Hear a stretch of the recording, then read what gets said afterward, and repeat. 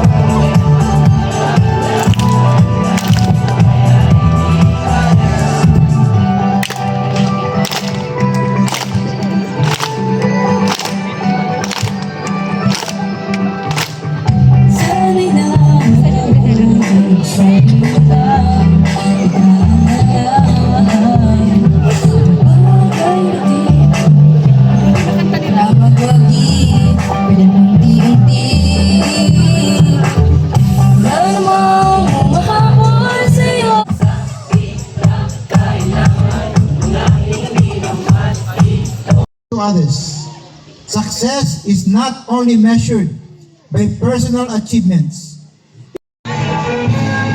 Christian J. Hibulan, Shane A. Halmasco, Greek Honors.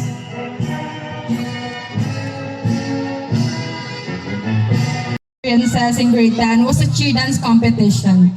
We didn't win the championship. We placed last. But that alone was already an achievement for us. I still remember how some of my classmates cried after one of our rehearsals because the performance didn't turn out well. We were frustrated, disappointed, and even a bit lost. Maybe it was because we cramped, trying to pull everything together at the last minute.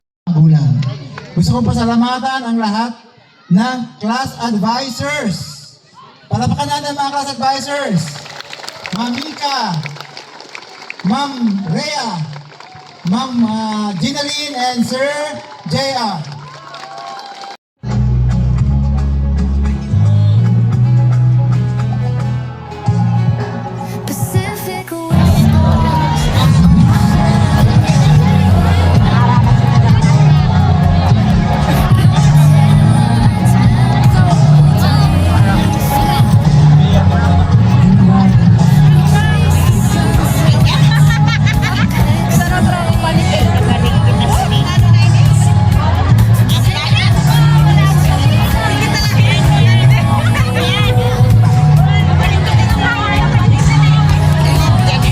Wherever life takes you, be the light that shines through dark. And congratulations, everyone!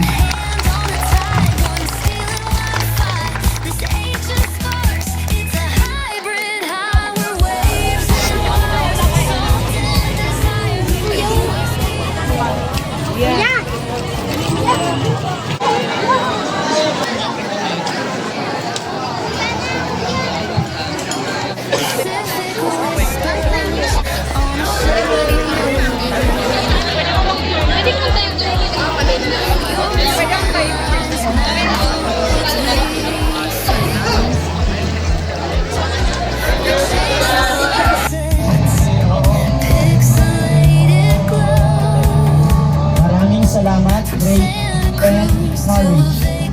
Faith and modality.